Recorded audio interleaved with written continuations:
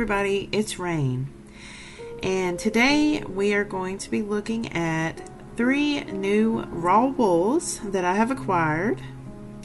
All 3 of this sheep that the wool came from are named after cheeses, and I think that's a brilliant idea. A lot of the wool actually looks like some nice cheese. So for me, this is one of the most difficult parts when you get a new raw fleece, is actually untangling the mess of balled up wool. And I like to try and get all of the uncut sides up. So all of the dirty tips, matted tips, I want those facing up so I can take a look at all of that. And that's probably the hardest part. This first one is called Feta, and she is half Rambouillet and half Dorset. Now her wool is probably the one that I'm most familiar with because I have worked with 100% Rambouillet and a lot of other Dorset fleeces too, and Dorset crosses. I was very excited when I seen her fleece because I've always wanted something like a Rambouillet Dorset cross. I feel like that is going to make a nice bouncy, it's probably going to be the most bouncy wool that you've ever seen, because the Dorset has a spiral crimp and Rambouillet has a nice close together crimp, so it's going to be gorgeous.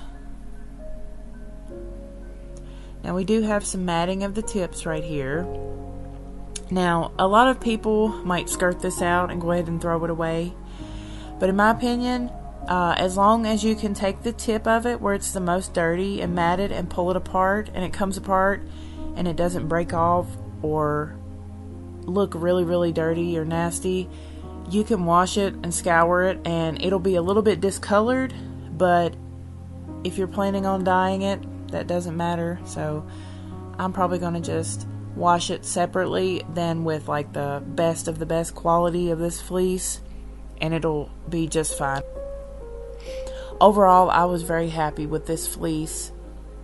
I was able to meet the farmer in person and pick out these raw wools myself, and I recommend any of you fiber artists that like to purchase raw wool, if you're able to do that, definitely go for it, because you will save a ton of money on shipping, and you might can do a little negotiations and get a really good deal like I did. I got a wonderful deal. Thank you to Robin. Her name was Robin. Thank you so much, if you're watching this, for the deal that you gave me on these fleeces. I'm very excited to work with them.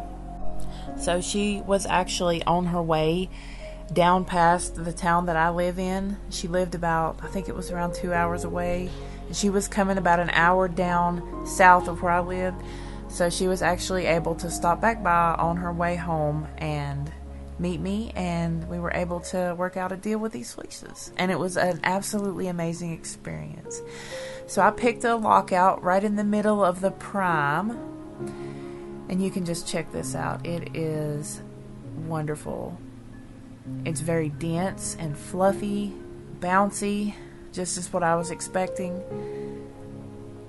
And it's going to wash to a bright white. This fleece had almost 0 VM. It was very nice. No matting at whatsoever. The tips weren't really that. Only that one spot that I showed you in the beginning was the dirtiest part. The rest of it looks just like it does here in the middle. Look at that. I'm so excited. This is going to make some gorgeous combed top. And I am going to be offering some of this eventually in my Etsy shop. I believe you can favorite my shop on Etsy, and you should be able to see when I post a new listing, and you can keep your eyes peeled for that if you would like to try some Rambouillet Dorset combed top in the future. I'm not sure how long it will take me to list it, as I have quite a bit of other stuff on my plate right now to get done, but it will be up eventually. And here is one last overview of Feta. So gorgeous. Absolutely beautiful.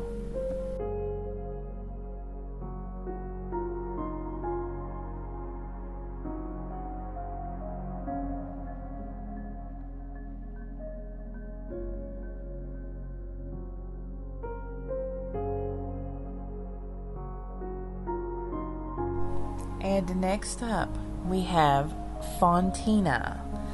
This is the one from the thumbnail, as you can see, with the curly ends on her locks. Now, I've never processed one of the really curly locked fleeces like Teeswater or Leicester or anything like that, but I'm very excited to try them. My goal in life is to try each wool breed that I can find. So Fontina is 1/4 East Frisian, 1/8 Rambouillet, 3/8 Dorset, and 1/4 Finn. So she is a mixed bag of all sorts of wonderful breeds of wool. Well, wonderful breeds of sheep. And her wool is beautiful. It was very soft, and it also had a silkiness to it that those little curly cues on the ends gave. I'm guessing that's from the Finn and the East Frisian. Kind of gives it that silkiness, but it also has that thickness from the Dorset and the Rambouillet.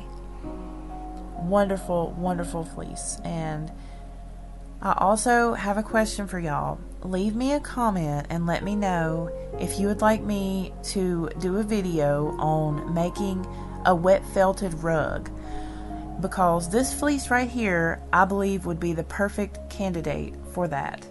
There was one spot, I believe it's right around in here, where it's a little bit matted on the cut side. I think it's right where the shoulder blades, the sheep's shoulder blades rub together, right in that area there, and it is felted on the bottom. I can still pull the locks apart, so if I wanted to go ahead and spin that and process it like the rest of the fiber, I could do that, but I'm thinking about trying to make a wet felted fleece with this part right here. So y'all let me know if that's something you might be interested in watching, and I will definitely give it a go. And last, but certainly not least, perhaps maybe I've saved the best for last, is Gouda. Now, this wool has some very interesting characteristics. It is nice and fluffy, and it also has some beautiful crimp, and I like to call it a French fry crimp. It looks like a French fry, and I've always wanted to process a fleece like that, so now I've got my chance. And Gouda is 1/4 Rambouillet, 1/4 East Frisian, 1/4 Finn, and 1/4 Dorset. So a nice even mix of all four of those breeds, and I absolutely love this fleece. I cannot wait. I've already did a little bit of dabbling, if you know what I mean, just to kind of see what I'm working with, and I couldn't be happier, and I cannot wait to show y'all in a future video. So Gouda is actually Robin's favorite, and Robin is the sheep farmer that sold me the wool, and Gouda is kind of growing on me. I was thinking at first that Feta might be my favorite, just because that's kind of what I'm more familiar with, but I think I might be leaning more towards Gouda now being my favorite out of these three, just because her wool has everything that a fiber artist could want. It is soft, and it has a wonderful long staple length, and almost no VM. Nice and bright white. It's going to wash bright white. Absolutely wonderful. Now, it does have a few weak spots at the very, very bottom. Just a couple here and there. It's not even throughout the whole fleece. It was just a few little spots here and there, but it's so small at the bottom, you might as well call it a little bit of second cut, which does not bother me at all, especially with such a gorgeous long staple length. I believe it's around 5 inches, give or take. So Gouda is absolutely gorgeous. All right.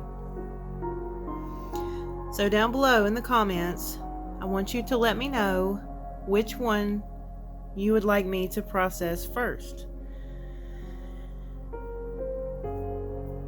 This is Feta.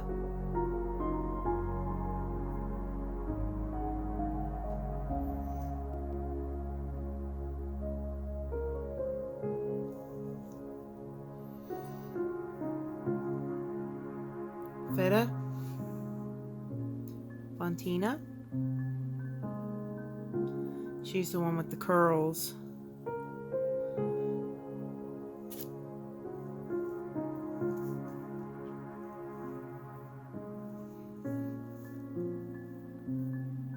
Or Gouda.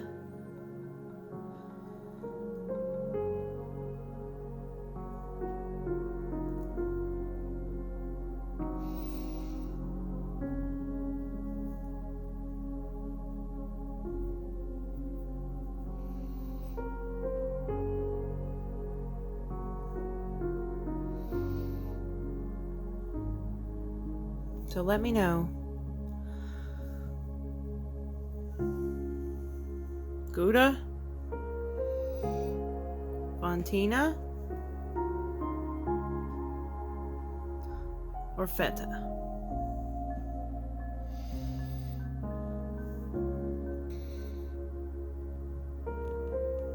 Let me know in the comments below. Okay, now I have a little bit of shameless self-promotion for y'all, for all my true followers and subscribers who watch till the end. I'm going to leave my Etsy shop linked in the description box, and I have put up 8 braids of fiber, 4 different colors. I had a restock on 2 colors of my fall colorways, and I've got some really, really nice Halloween colorways in right now. Go check it out. Etsy, Rain Fiber Arts. And I have to say thank you guys so much for 300 subscribers. We are pretty much at 300. By the time this gets uploaded, we'll be at 300. And I just want to thank you all so much. Like, I'm going to try not to get emotional right now. I feel like we were just celebrating 200 and now we're already at 300. And it means so much to me. Thank you all so much for your support. I'll see y'all next time. Bye-bye.